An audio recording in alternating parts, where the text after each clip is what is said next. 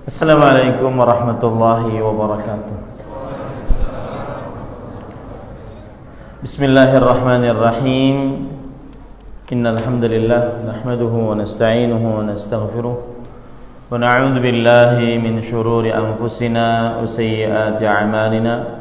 Man yahdihillahu fala mudilla lahu wa man yudlil fala hadiya lahu. Wa ashhadu an la ilaha illallah wahdahu la syarika lahu.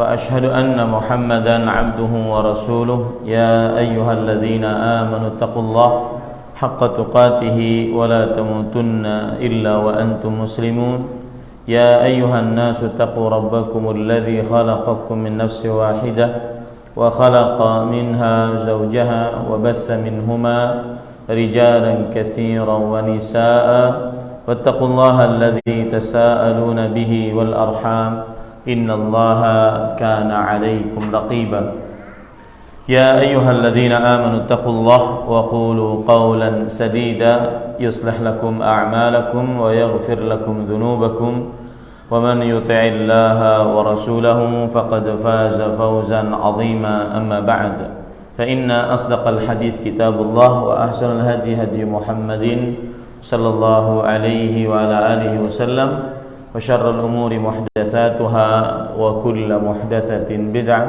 وكل بدعة ضلالة وكل ضلالة في النار.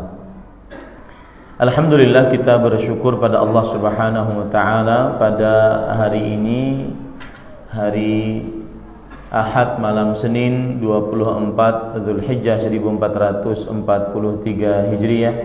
Kita duduk bersama mengkaji kembali ayat-ayat suci Al-Quran dan hadis dari Rasul sallallahu alaihi wa alihi wasallam dalam sebuah kajian Islam ilmiah dengan tema muslimah tapi pengumbar aurat, benarkah itu?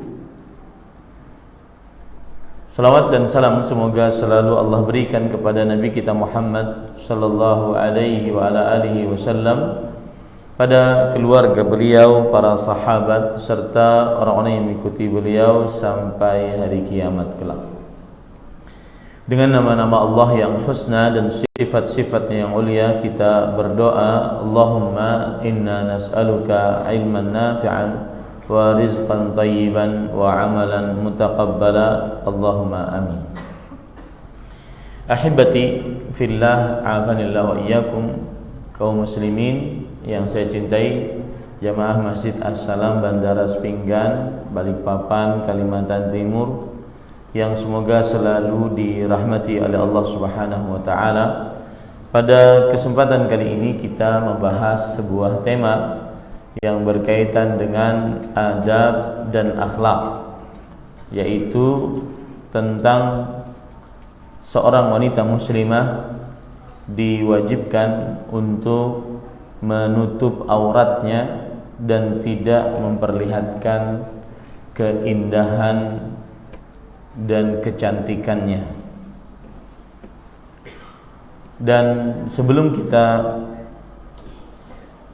membahas akan hal ini, maka kita harus paham betul bahwa Islam salah satu tujuan syariatnya adalah hifdzu al-'ird, menjaga kehormatan, Oleh karenanya, apa saja yang merusak kesucian, kehormatan, aurat, kemaluan, maka pasti diharamkan dalam agama Islam. Pasti diharamkan dalam agama Islam.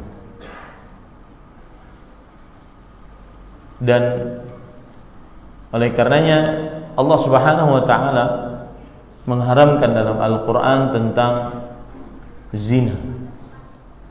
Allah berfirman, "Wala taqrabuz zina." Janganlah kalian mendekati perbuatan zina.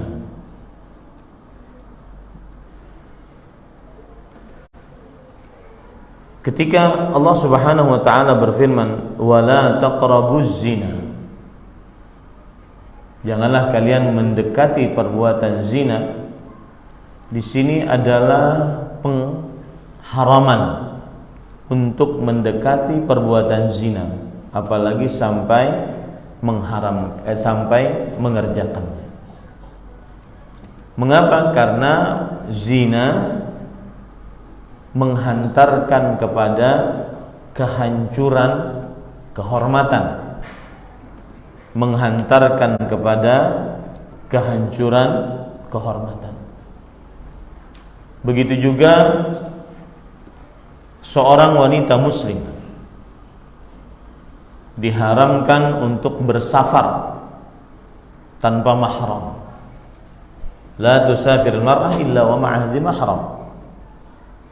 Janganlah seorang wanita muslimah bersafar kecuali bersamanya mahramnya.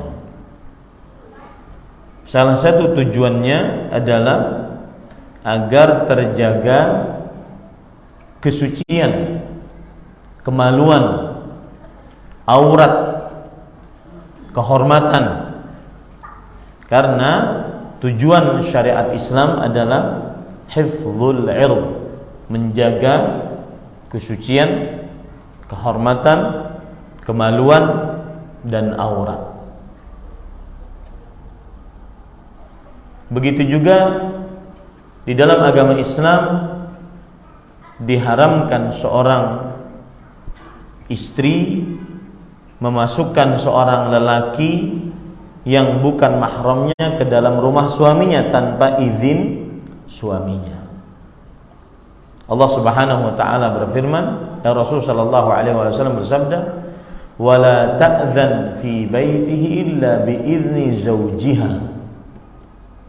Seorang istri tidak mengizinkan seorang lelaki yang bukan mahramnya masuk ke dalam rumah suaminya kecuali dengan izin dari suaminya.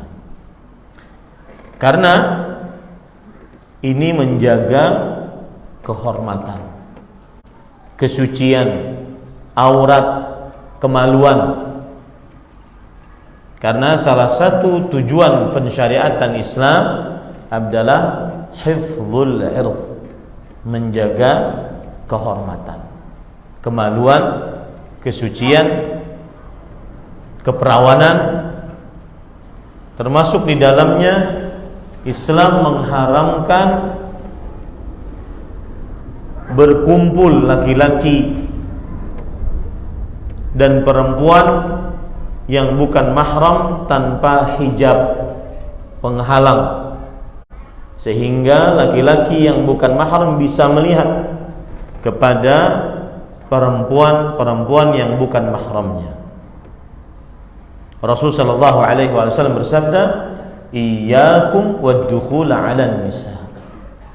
Jauhi oleh kalian masuk ke tempat-tempat perempuan agar terjaga kesucian, kemaluan, aurat, keperawanan. Karena itu, menjaga itu adalah termasuk syariat Islam. Menjaga itu adalah termasuk dari syariat Islam.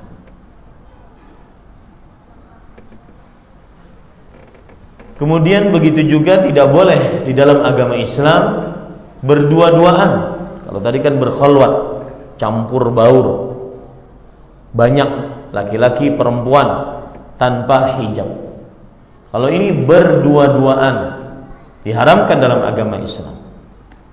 Rasul sallallahu alaihi wasallam bersabda, "La yakhluwanna rajulun bimra'ah illa kana thalithuhuma syaitan."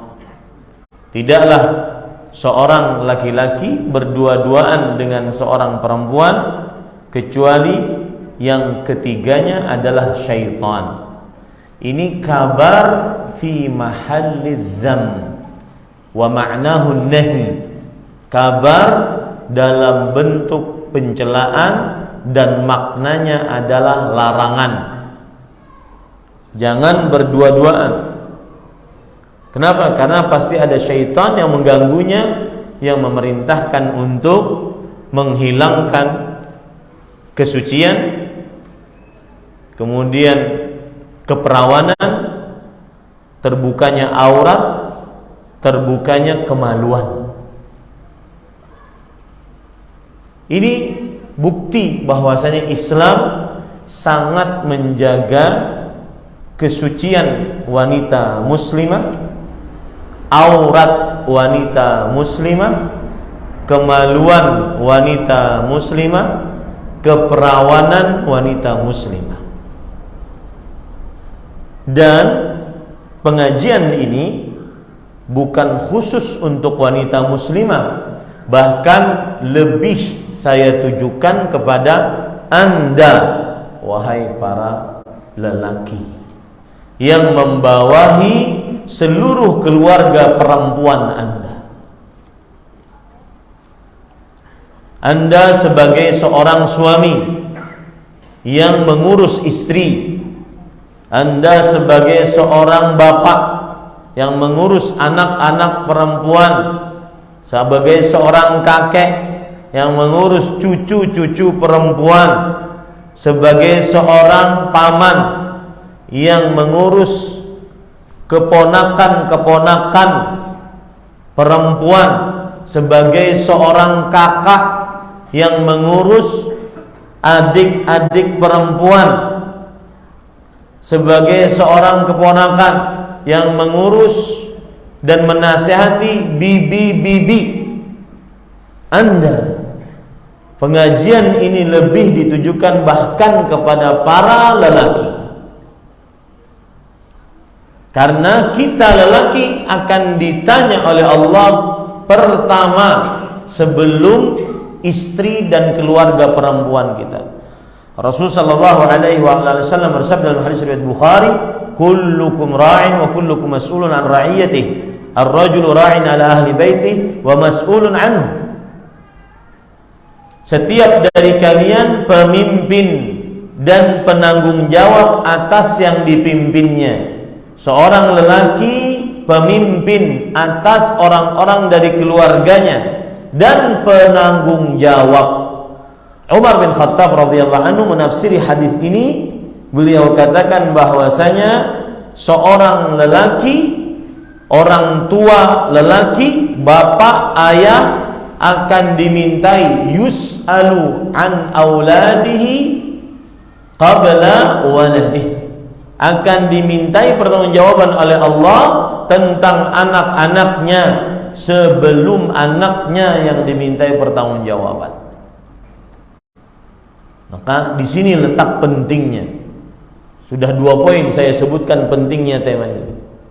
Yang pertama, tema ini merupakan tujuan, salah satu tujuan besar syariat Islam. Islam disyariatkan oleh Allah dan dibawa oleh Rasul sallallahu alaihi wasallam. Salah satu tujuannya adalah hifdzul 'ird, menjaga kesucian kemaluan, menjaga aurat, menjaga keperawanan. Di samping 4 perkara lainnya yang perlu dijaga. Hifdzuddin, menjaga agama. Hifdzur ruh, menjaga nyawa. Hifdzuddam, hifdzul mal, menjaga harta. Hifdzun nasl, menjaga keturunan. Dan yang terakhir hifdzul 'ird, menjaga kesucian. 5 dari tujuan pensyariatan Islam, untuk salah satunya untuk menjaga kesucian kemaluan, menjaga keperawanan, menjaga aurat wanita muslimah. Poin yang kedua, mengapa tema ini penting? Karena kita, terutama para lelaki, akan dimintai pertanggungjawaban oleh Allah bagaimana seorang lelaki menjaga kesucian kemaluan keluarga perempuannya, aurat keluarga perempuannya, keperawanan keluarga perempuannya, keperawanan keluarga perempuannya akan dimintai pertanggungjawaban oleh Allah Subhanahu wa taala. Taib.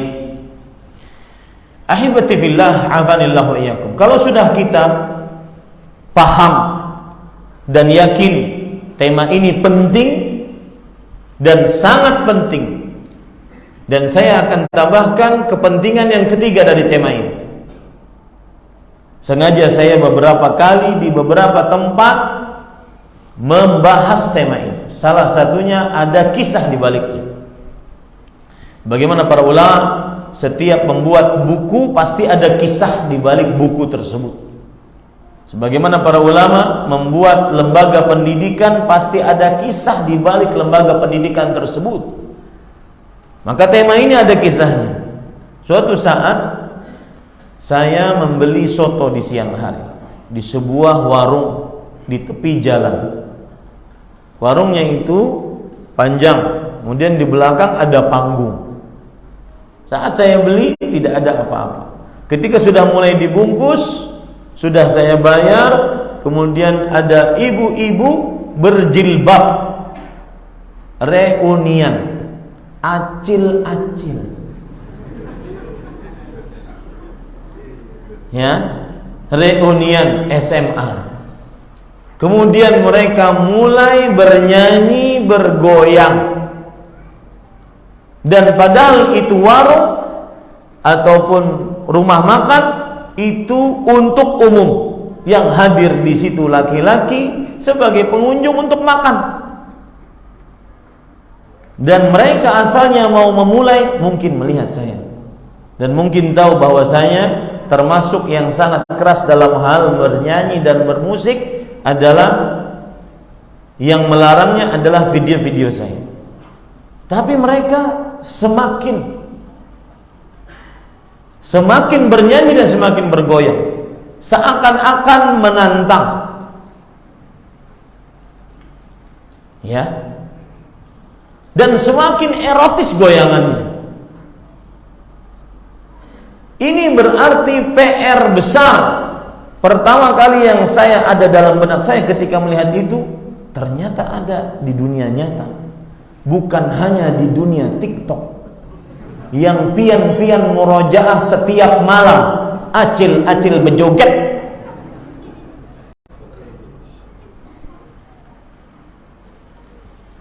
Ya.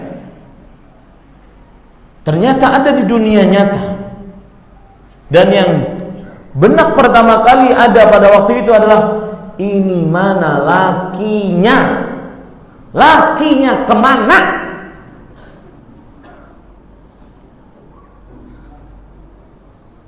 Dibiarkan keluarga perempuannya, istrinya atau anak perempuannya atau bibinya atau cucunya berjoget di hadapan laki-laki, mengumbar aurat, dan mereka muslimah. Mana lakinya? Ainal ghairah? Mana rasa cemburu? Ainal rajulah? Mana kelaki-lakian? Mana itu seperti sahabat Nabi Sa'ad ibn Mu'adz radhiyallahu anhu yang berkata dalam hadis riwayat Bukhari, "Lau ra'aitu rajulan ma'amra'ati la darabtu bisayfi ghaira musfah." Dalam riwayat yang lain ghaira musfih. Kalau aku lihat seorang lelaki bersama istriku, maka aku akan tebas dia dengan pedang. Kalau kita katakan musfah, dengan pedang yang bukan tajamnya. Kalau kita katakan musfih, dengan pedang yang tajamnya. Mendengar itu, Rasul sallallahu alaihi wa ala alihi wasallam mengomentari perkataan Sa'ad ibn Mu'adz radhiyallahu anhu. Ata'jabuna min ghairati Sa'ad? Wallahi inni la aghyaru min, wallahu aghyaru minni. Apakah kalian takjub dengan rasa cemburu yang dimiliki oleh Sa'ad bin Mu'adz? dan diriwayatkan Sa'ad bin Mu'adz ini sering menikah. Nikah, cerai, nikah, cerai, menikah, cerai. Tetapi janda-janda beliau tidak ada yang menikah dengan laki-laki lain. Gara-gara beliau mempunyai rasa cemburu, beliau nafkahi itu janda-janda beliau dan tidak menikah dengan laki-laki lain. Kemudian, apakah kalian takjub dengan rasa cemburunya Sa'ad bin Mu'adz? Demi Allah, aku lebih cemburu dibandingkan Sa'ad bin Mu'adz, dan Allah lebih cemburu daripada aku. Ali bin Abi Thalib radhiyallahu anhu ketika dari Irak pergi ke kota Madinah, melihat orang-orang di pasar kota Madinah, perempuan laki-laki berkumpul di pasar saling berseliweran. Ya ahlal Madinah, aina ulama'ukum? Wahai penduduk kota Madinah, mana ulama-ulama kalian? Aina rijal? Mana para lelaki? Kalian membiarkan nisa'ukum yuzahimna al-'uluj fil aswaq. Biarkan keluarga-keluarga perempuan berdesak-desakan dengan para lelaki di pasar-pasar. Aina al-ghairah? Mana rasa cemburu? Mana rasa laki-laki? Dan ini tamparan keras bagi seorang lelaki yang membiarkan istrinya berjoget di media sosial, dinikmati oleh laki-laki hidung belang. Dan lebih parah lagi, yang memvideokan lakinya. Lebih parah lagi, mereka mencari cuan dengan itu. Mana laki-laki? Perhatikan anak perempuan Anda yang Anda berikan handphone pribadi kepadanya, punya kamar pribadi, di dalam kamar ada kamar mandi, selesai tidak keluar sama sekali. Keluar hanya untuk makan, sholatnya kita nggak tahu, ngapain nggak tahu. Itulah yang terlihat di media sosial. Membuka aurat, menampakkan kecantikan, memperlihatkan kemolekan tubuh, keindahan. Mana laki-laki seseorang muslim? Makanya saya katakan kajian ini, karena ada tadi yang bertanya kepada saya, ini kajian khusus muslimah. Tidak, laki-laki lebih utama untuk menjaga kesucian wanita muslimahnya, menjaga aurat keluarga perempuannya, menjaga keperawanan keluarga perempuannya. Baik, ahibati fillah, azanillahu wa iyyakum. Itulah kisah mengapa hari-hari ini saya akan keliling dengan tema yang sama. Biarkan kaum muslimah, kaum muslimin tahu hukumnya, bahwasanya ini haram dan ini radhilah, ini kerendahan, ini dekadensi moral, ini kehinaan, ini bukan sebuah kebudayaan yang dianut oleh negara kesatuan Republik Indonesia dari mulai semenjak dahulu. Ini adalah kerendahan moral ketika seorang wanita muslimah menampakkan kecantikan, perhiasan, keindahan, kemolekan tubuh dan seterusnya. Ahibati fillah, sebelum saya lanjut, saya akan menyebutkan sinopsis dari kajian ini. Yang pertama, saya akan menceritakan tentang buruknya wanita yang memperlihatkan keindahan, kecantikan, perhiasan, kemolekan tubuh, kemulusan kulit, dan segala macam yang mengumbar aurat dan syahwat bagi laki-laki. Ini yang pertama. Sinopsis yang kedua yang akan saya sebutkan adalah yaitu kita akan membicarakan tentang bahayanya para lelaki yang mempunyai sikap dayuth, yang membiarkan keluarga perempuannya berbuat kekejian.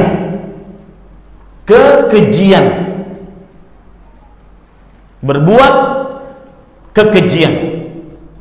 Yang ketiga, contoh-contoh dari hal-hal yang diharamkan seorang wanita muslimah dalam perihal aurat dan kemaluan. Apa saja yang diharamkan untuk dilakukan wanita muslimah. Karena sebagian wanita muslimah menganggap ini tidak mengapa. Saya berjilbab kok. Saya cuma goyang cuma 2 jari saja. Apa salahnya? Nanti kita akan kupas nanti contoh-contohnya. Sekarang yang pertama, para ikhwan yang dirahmati oleh Allah Subhanahu wa taala, buruknya seorang wanita muslimah memperlihatkan kecantikan wajahnya, kemolekan tubuhnya, perhiasan pada tubuhnya, dan semua yang mengandung keindahan seorang wanita di hadapan laki-laki yang bukan mahramnya. Atau istilah lain di dalam agama adalah yang disebut dengan at-tabarruj. Allah Subhanahu wa taala berfirman di dalam surah Al-Ahzab ayat 33, "Wa qarna fi buyutikunna wa la tabarrajna tabarrujal jahiliyatil ula." Dan hendaklah para perempuan berdiam di rumah-rumah mereka, dan janganlah mereka berbuat tabarruj sebagaimana wanita-wanita jahiliyah pada awal mulanya berbuat tabarruj. Sekarang kita ingin tahu tafsirannya dulu. Apa itu tabarruj yang disebutkan oleh Allah Subhanahu wa taala di dalam Al-Qur'an? Kalau kita perhatikan penjelasan dari para ulama tafsir, seperti misalkan Imam Mujahid bin Jabr, yang mana para ulama mengatakan idza ja'aka an Mujahid fahasbu. Jika ada tafsiran dari Imam Mujahid, maka cukup bagimu. Imam Mujahid rahimahullahu taala berkata, "Kanatil mar'ah takhruju tamshi baina yaday rijal, fadzalika tabarrujul jahiliyatil ula." Seorang wanita keluar rumah, berjalan mondar-mandir di hadapan para lelaki. Itulah perbuatan tabarruj wanita-wanita jahiliyah. Maka saya nasihatkan kepada orang tua yang mempunyai anak-anak perempuan, kita ini sekarang zaman media sosial, dan manusia sangat terpengaruh dengan apa yang dia lihat, apa yang dia dengar. Sangat terpengaruh. Oleh karena itu, sebagian kita terpengaruh dengan media sosial. Media sosial yang kita lihat sehari-hari berulang-ulang itu saja, maka terpengaruh. Seperti sikap hedonis. Sukses adalah kaya, kaya adalah sukses. Seorang calon santri ditanya ketika wawancara, kalau besar mau jadi apa? YouTuber. Mengapa? Cuan, Ustaz. Cuan. Kenapa? Karena di media sosial kita diajarkan untuk harus liburan mewah, keluar negeri. Itu yang diulang-ulang. Healing, begawe taus, sugih kada. Itu yang masuk ke dalam diri kita. Itu pula yang dipertontonkan di hari-hari ini, terutama tentang para anak-anak muda berjalan di cross zebra, memperlihatkan auratnya. Itu adalah haram bagi wanita muslimah untuk mengikutinya. Nggak apa-apa, setelah ini dihujat saya, nggak apa-apa. Risiko. Amar ma'ruf mudah diterima. Ayo sholat, ayo puasa, ayo doa, ayo sabar, ayo syukur, ayo tahajud, mudah diterima. Ketika nahi mungkar, banyak penghujat. Sedangkan Islam harus balancing antara amar ma'ruf nahi mungkar. Allah Anal Ghafur Rahim. Aku adalah yang maha pengampun dan maha pengasih. Wa anna azabi huwal azabul alim. Tapi ingat, siksaku siksa yang pedih. Harus balancing. Haram seorang wanita muslimah ikut berjalan di hadapan laki-laki yang bukan mahramnya, masuk ke dalam dandanan perbuatan wanita jahiliyah berdasarkan tafsiran Imam Mujahid bin Jabr rahimahullah. Imam Qatadah bin Da'am as-Sadusi rahimahullah, beliau mengatakan yang dimaksud dengan tabarruj, perbuatan tabarruj wanita jahiliyah adalah idza kharajtunna min buyutikunna wa kanat lahunna misyatun wa takassurun wa taghannujun fanahallahu an dzalik. Jika para perempuan keluar dari rumah mereka dan mereka memiliki cara berjalan tersendiri, lenggokan khusus, itulah gaya perbuatan tabarruj wanita jahiliyah. Itu yang terjadi. Itu bukan sebuah prestasi. Wahai seorang tua, orang tua muslimah, jaga anak-anak perempuanmu.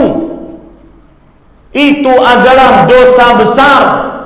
Itu adalah perbuatan haram. Nanti kita akan bahas masalah itu. Imam Muqatil bin Hayyan rahimahullahu ta'ala, beliau mengatakan وَالتَّبَرُّجُ أَنَّا تُلْقِ الْخِمَارَ عَلَى رَأْسِهَا وَلَا تَشُدُّهُ فَيُوَارِيَ قَلَائِدَهَا وَقُرُطَهَا وَعُنُقَهَا وَيَبْدُ ذَلِكَ كُلُّهُ مِنْهَا وَذَلِكَ تَبَرُّجُ. Bahwa seorang wanita meletakkan penutup kepalanya, kemudian dia tidak ikat di bawah dagunya, akhirnya terlihat kalungnya, antingnya, lehernya, bahkan sebagian dadanya, seluruhnya terlihat dari perempuan. Itulah yang disebut dengan tabarruj. Seperti itu saja tabarruj. Apalagi cuma pakai pakaian dalam, berjalan di hadapan laki-laki yang bukan mahram. Mana laki-lakinya ini? Para ikhwan yang dirahmati oleh Allah, kembali ke media sosial yang saya katakan tadi. Jangan heran nanti sebuah negara di Konoha sana, kebiasaan yang jalan di atas zebra cross tersebut akan sampai ke Balikpapan. Jikalau Anda sebagai garda paling pertama tidak menjaga anak perempuan Anda, jangan heran. Kenapa? Karena manusia sangat terpengaruh ikut-ikutan, bahkan ikut-ikutan yang tidak manfaat. Dulu sebelum media sosial ramai, seorang perempuan dia berbaring di samping mobil mewahnya, kemudian dibentangkan barang-barang mewahnya. Hampir semua orang ikut. Apa faedahnya? Musyul faedah. Apa faedahnya? Dimulai orang hakun. La haula wala quwwata illa billah. Itulah mengapa sebuah perbuatan menjadi viral. Karena saya nggak tahu, nanti mungkin ada yang ahli psikologis atau ahli psikiater ngomong ke saya, kenapa manusia suka ikut-ikutan? Tidak punya kepribadian yang diam sendiri. Bahkan di antara para pendakwah, apapun dikomentari. Nggak perlu apapun dikomentari, kecuali yang memang di dalamnya ada inti dakwah. Kaum muslimin apa saja ikut, nanti terombang. Kenapa harus ikut? Kita punya agenda tersendiri dalam hidup kita. Wa ma khalaqtul jinna wal insa illa liya'budun. Tidaklah kuciptakan jin dan manusia kecuali untuk beribadah kepadaku. Baik, itu tafsiran perbuatan tabarruj. Sekarang kalau kita lihat apa pengertian tabarruj. Para ikhwan yang dirahmati oleh Allah Subhanahu wa taala,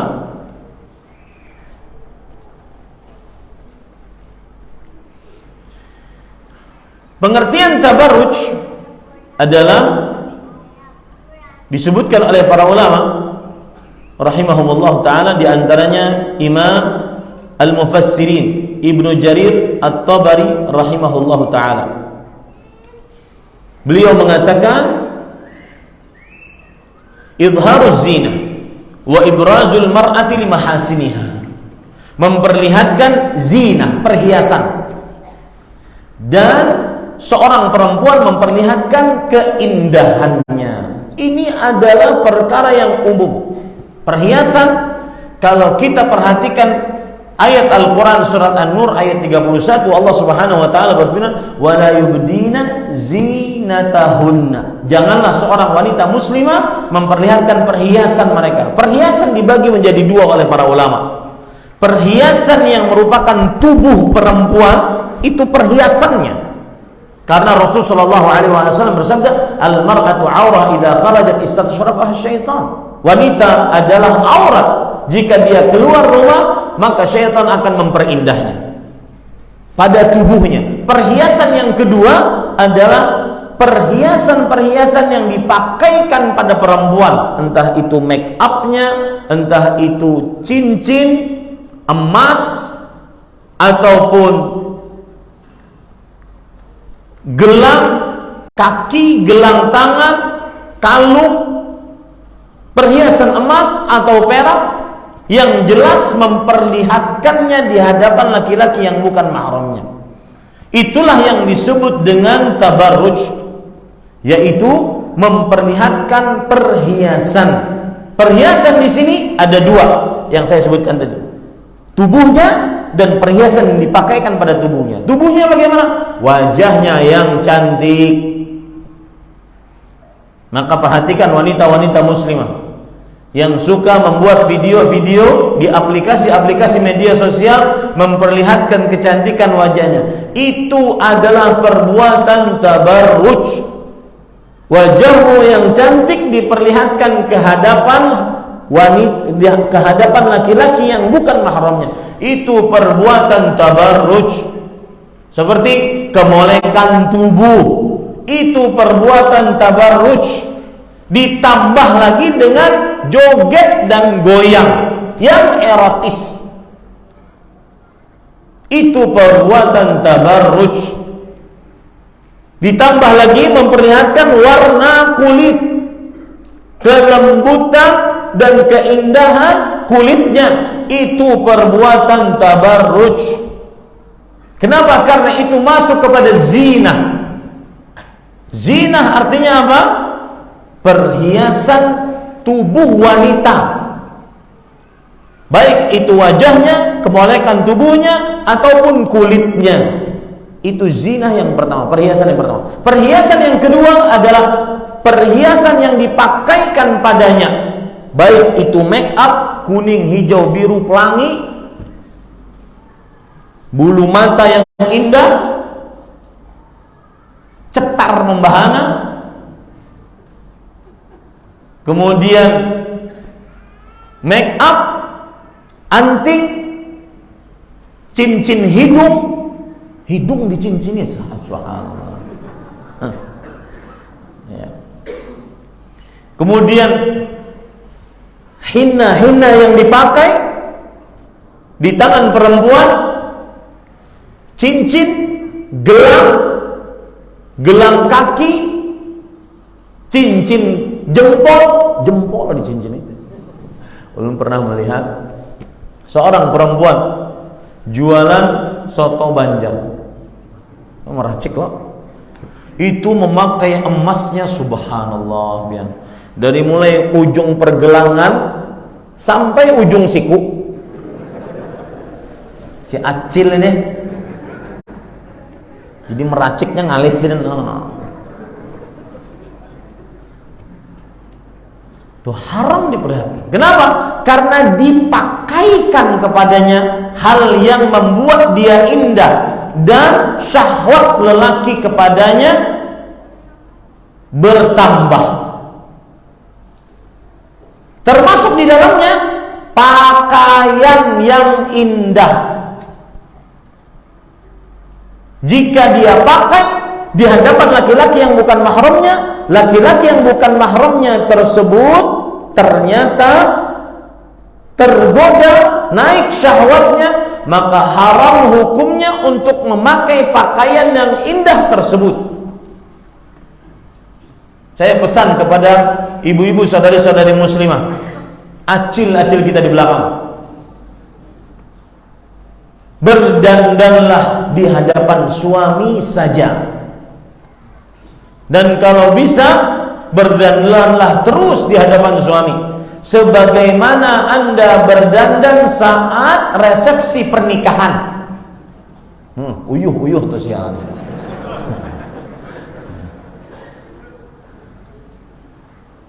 Ya, tidak perlu berdandan di hadapan laki-laki yang bukan mahramnya, baik itu di dalam rumah atau di luar rumah. Makanya dari tadi saya tidak menggunakan kata-kata di luar rumah, karena kadang-kadang di dalam rumah pun ada laki-laki yang bukan mahramnya, ipar-iparnya yang laki-laki itu bukan mahramnya.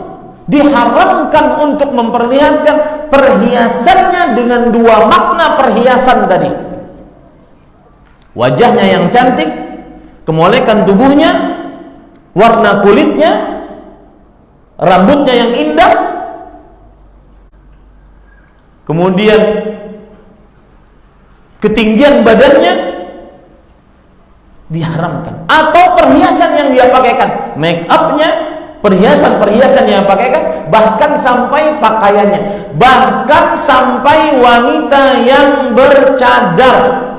Jika seandainya pakaian yang dipakainya tersebut, atau wanita yang berjilbab, jika pakaian tersebut indah, maka dijauhi. Karena Allah berfirman dalam Al-Quran, wala yubdina zinatahunna. Janganlah kalian, wahai para perempuan, memperlihatkan perhiasan-perhiasan kalian. Itu arti tabarruj, disebutkan oleh Imam Ibnu Jarir At-Tabari rahimahullah dalam kitab beliau Al-Jami' fi ta'wil ayatul Quran, Jami'ul Bayan fi ta'wil ayatul Quran, atau yang dikenal dengan tafsir Imam Ibnu Jarir At-Tabari rahimahullah. Lihat lagi penjelasan disebutkan di dalam kitab Al-Hijab.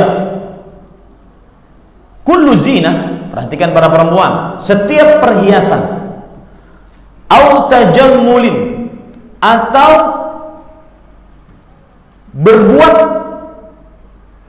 cantik, taqsudul mar'atu biizharihi, seorang wanita menginginkan untuk memperlihatkannya, antahluwa fi a'yunil ajanib, yaitu dia dianggap indah, manis di hadapan laki-laki yang bukan mahramnya, apapun itu bentuknya.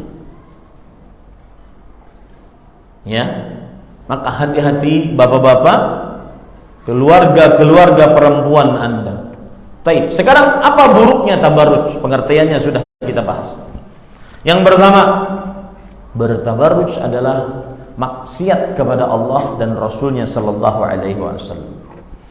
Dan yang bermaksiat kepada Allah secara umum, dia enggan masuk ke dalam nerakanya Allah Subhanahu Wa Taala. Dalam hadis riwayat Imam Bukhari dari sahabat Nabi Abu Hurairah radhiyallahu anhu, Rasulullah sallallahu alaihi wasallam bersabda, "Kullu ummati yadkhuluna al-jannah illa man aba." Setiap umatku akan masuk ke dalam surga kecuali orang yang enggan. Qalu ya Rasulullah, wa man ya'ba? Wahai Rasulullah, siapa yang enggan? Rasulullah sallallahu alaihi wasallam bersabda, "Man ata'ani dakhala jannah, wa man 'asani faqad aba." Perbuatan tabarruj memperlihatkan kecantikan, keindahan, perhiasan, aurat dari wanita adalah termasuk maksiat kepada Allah Subhanahu wa taala. Apa dalilnya? Dalilnya hadis riwayat Imam Ahmad dari Amirul Mukminin Muawiyah bin Abi Sufyan radhiyallahu anhu. Beliau bercerita, khataban nasa Muawiyatu Abu Hariz, pembantunya Muawiyah bercerita, khataban nasa Muawiyatu radhiyallahu anhu bihims. Muawiyah bin Abi Sufyan yang waktu itu Amirul Mukminin berkhutbah di hadapan manusia di kota Homs, Suriah sekarang. Fadzakara fi khutbati anna Rasul sallallahu alaihi wasallam harrama sab'at asya. Di dalam khutbahnya Muawiyah bercerita bahwa Rasul sallallahu alaihi wasallam mengharamkan 7 perkara.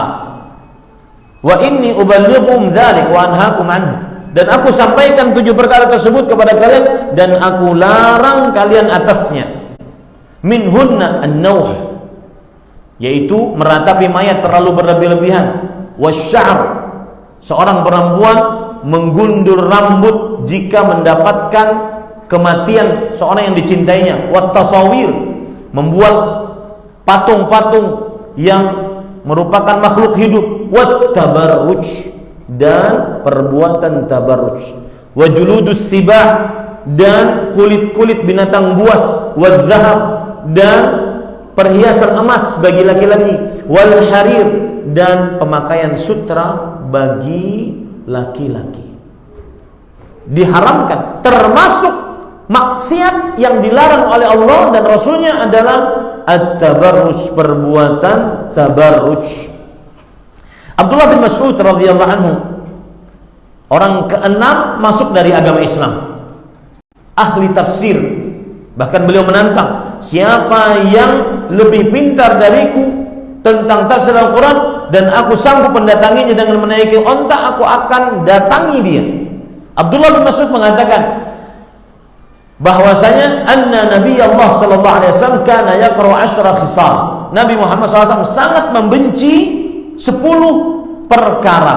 Salah satunya wattabarruja bizinati li ghairi mahalliha.